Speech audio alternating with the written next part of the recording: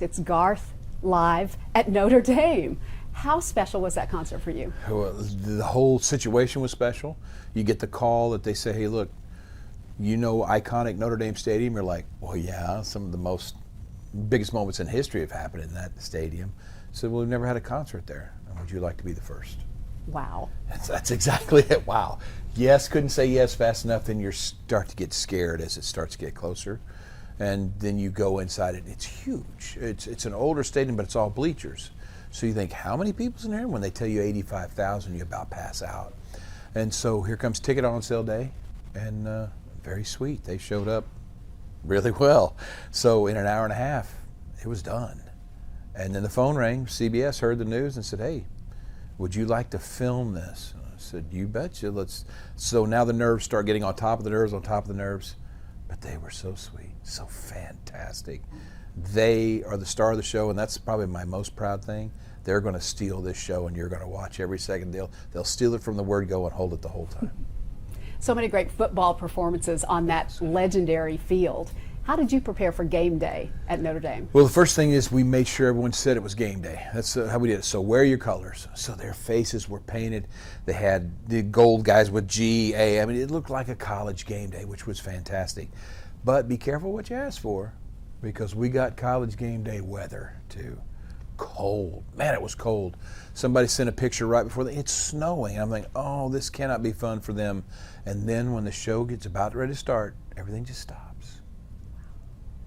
You walk out there and they're bundled up. They are ready for this, and they are singing their butts off. You can't tell in the frames. You can't tell what the temperature is, but I can tell you it was cold. But they were just so sincere, so genuine.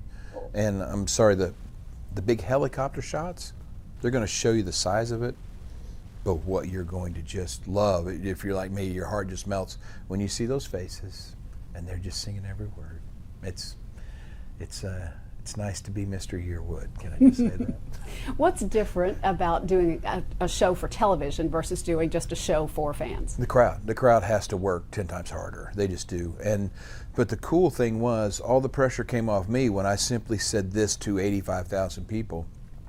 Yeah, there are 85,000 in here. But there are going to be millions watching you. How are you going to represent? And man, here it came. They stole every song. There's going to be times in the special that you can't hear me because they're singing so loud. That's the way I love it. And what they just showed me was the same way you were scared to death that arena couldn't be as warm as a honky-tonk. They took that stadium and shrunk it down to the coolest honky-tonk, and it stayed that way for the whole show. Wow. The audience gets to sing along. They actually got to sing along multiple times because you were taping it for TV, right? Right. So the audience is a Garth Brooks show. If you're scratching your head going, I don't get the whole Garth Brooks thing, trust me, it's because you haven't been to a concert. Been to a concert, you'll get it, you go, okay, this doesn't have anything to do with Garth. This crowd is phenomenal. You come here to Nashville. We ended the tour here in Nashville. I had a lot of my buddies that were in the business but never had time to go see us anywhere. Saw us for the first time and go, oh my gosh, I totally get it now. It's the crowd. I said, amen. That's what I've been trying to tell you. It's not a statement of humbleness. It's a statement of honesty. Our crowds will put up against anybody, and I still think that might be why we got the call to Notre Dame, was they knew they were going to get a crowd in there that was genuine, sincere, and was going to treat that stadium with respect and love, and they showed up. They just showed up to the nines. It was cool to get to be a part of that. What was it like when you walked out there and saw that crowd? Well, try to on your walk out, you're scared to death. You're noticing everything, but Notre Dame is an older stadium. So there's only one way on the field and one way out. And the only way through the field is through the crowd. And so here you go. Boom, you're just high, so you're slapping. I got a guy from Oklahoma State in the crowd. I'm hugging him, we're screaming at each other. All this stuff before you ever take the stage. So by the time you take the stage, you feel like you can fly, right? Because all these people are just loving on you. And then the show starts, and then it'll take you 15, 20 minutes to get from the stage to out of the stadium because you're hugging everybody goodnight, and everybody was so sweet. But that's that walk right there to the stage and all that love. How can you not go out there and have the best time of your life? Kind of thing. Of course, people come to your concerts to hear all the hits, but you threw some new things at them too. Yeah, I mean, the great thing about try to remember that anybody that does this for a living is a fan first. So we've been to concerts. So see if this relates to you. You ever go to a concert where the guy you love just dumps a whole new album on you and you're like, where's the old stuff, right? We know that. So our crowd knows we know that. So they know they're going to get all the old stuff in there. So they allow you to do new stuff or stuff out of left field. We dropped two of them in Notre Dame. 2 songs out of left field on them.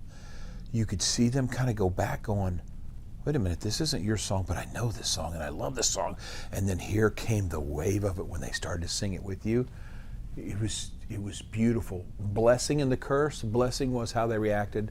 The curse was, wait a minute, are you singing somebody else's songs louder than you're singing ours? They were fantastic, and you'll know the moment when you see it in the special, and you'll go, man, it was a cool moment to get to be a part of that as well. Yeah, it was an emotional night for you and for your crew because it was the last time you guys were all going to be playing together for a while. Yeah, it was tough because of the weather. The song performances, the special is from beginning to end. So they wanted to keep the introductions of the band. No network special ever keeps the introduction of the band, but they wanted to because of the specialness of this night. So these are guys that you have toured with the last 3 years of your life with Tricia. It was part of her band and our band kind of put together. So this was going to be the last time that we got to play together in this configuration. So the introductions got a little rough. It was just doing this right now when you think about it, because these are your brothers, right? And you know they got to go on their thing. Tricia's got to go do her thing. You got to do yours, but partying is never easy. And to do this in front of 85,000 people, that they knew these players inside and out, because each one of these players have their own fan clubs. People worship them, love them, and they should. So it got emotional at that point, but it was a good kind of emotional. Talk about emotional. The CMA Awards, I don't know how in the world you were able to sing Stronger Than Me to Miss Tricia. First time she'd ever heard the song. How did you not ugly cry? I always cry. I'm always the first guy to cry, so I had to bet some fibers on the farm that I wasn't going to cry. So they set you up at a commercial break before, right? And you're getting ready, and you know there's Paisley and Underwood over there, and they're getting ready to do their line. They're getting ready to come back to TV, and I look at her just for a second, and I lose it. I'm like, oh crap! I thought this was a good idea. Now I'm thinking this is a horrible idea, right? And you start singing the song, and just my favorite parts in that song were the spaces, because if you heard the crowd react, it was all guys. And we do Shameless, we do To Make You Feel My Love. We do things for the female side of the audience. But this song has touched some kind of nerve in guys that just have somebody they love, especially when you get to the last verse. You know, when he says, hey, God, if I have a choice, I pray you take me first because she's stronger than me. Hey, can't even get through it here.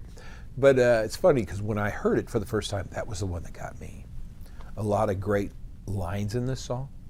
Can't believe it's the same way I can't believe My Heroes Have Always Been Cowboys were written by a woman.